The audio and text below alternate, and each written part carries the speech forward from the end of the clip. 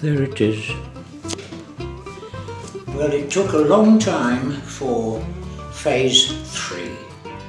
This was due to quite a few problems that occurred, for which I apologise. They're somewhat beyond my control, the least of which were computer problems. But anyway, we're back now.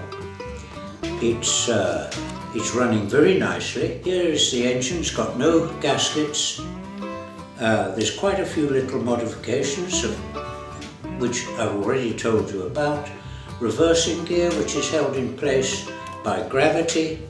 Adjustable stops for the reversing gear, and in fact, I can make it run just by blowing into it.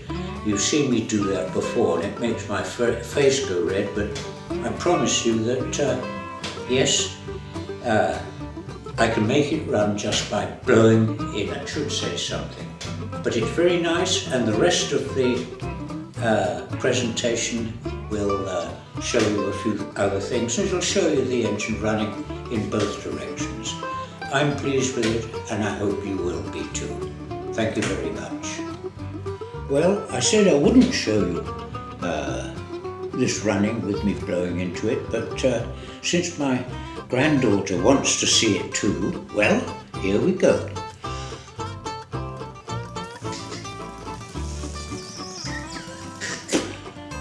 How about that? This will give you a look at the top of the cylinder with the cylinder cap removed, and you can see that another modification I made, rather than screw the piston rod into the piston itself, I used the more conventional way of securing it with a nut, and I felt this would give me better control on the distance between the piston and the crosshead bearing.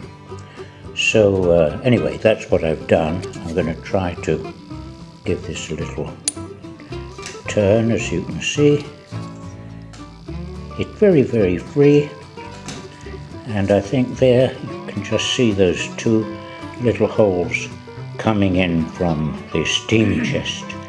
Since I modified the piston with a nut to secure it, I also had to modify the cylinder cap.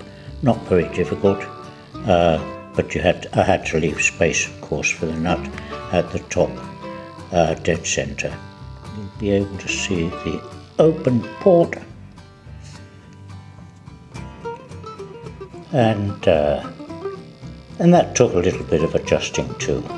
What I did was to modify, that's the original, that's a test valve plate that I made to check the ideas I had to modify the actual valve timing.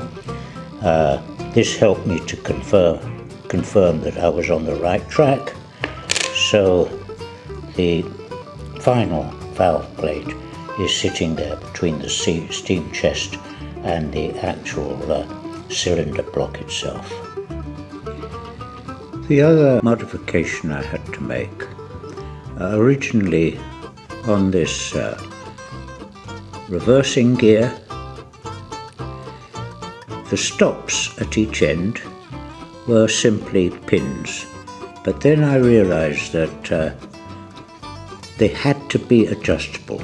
So as you can see here, and the other one is hardly visible, but it's behind the flywheel, I have replaced the simple pins with an eccentric, simply a cylinder with an eccentric hole held with a set screw, and the same thing at the other end, so that according to how you turn the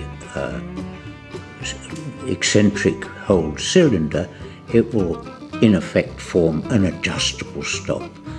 And of course I profiled the arm, as you can see, to allow for this. Design of the reversing gear, simply using the weight of this to keep it in place, That of course is my own, and it works very well. Now for radio control, of course, you needn't have any of that, and you could run the reversing very simply from this little hole here and remove the rest of this linkage. There of course is the crank, the eccentric arm, which, as I told you before, is on an eccentric machined into the disc, the crank disc itself, so that there's no question of getting it out of adjustment. And the slider block inside the slider guide, of course, and here it is. I'm going to turn it around a bit better so that you can see it, and of course the modified cap to allow for the nut holding the piston. Then of course the cylinder block itself is held in place on these 4 standoffs. It's very important to get them the exact same length, all of them. Well, that's easy, because if you turn them out of the same piece, you'll know that they're going to be the same diameter. Part them off roughly the same length, and then put them in the milling machine together in the vise, and mill them off together, all together, and then they'll come out the same length. And of course that'll hold the cylinder in its correct relationship. The crosshead guide, very similar to the original, together with the main bearing, and of course this huge flywheel. The reason for the huge flywheel is very simple. It was the only piece of brass round I could get of at least the necessary diameter that I wanted, which was more than I wanted, but I wasn't going to machine off all that nice expensive brass, so I left it and made it a big flywheel. But the whole thing is coming out very, very well. It's very easy, if you can see that, very free, and I'm very pleased with it. Here it is. It's not self-starting, but it's fully reversible, and let's see if it'll go. It's now running on just under 20 pounds per square inch air pressure, and if I'm trying to control this by my little trigger control on the air gun, and I'll show you the reversing action.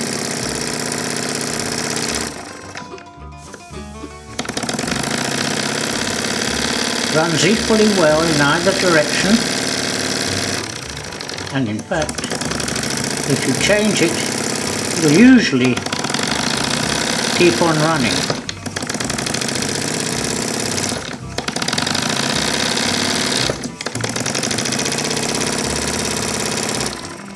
This will give you a better view of the reversing gear from the other side, and I'm going to start it.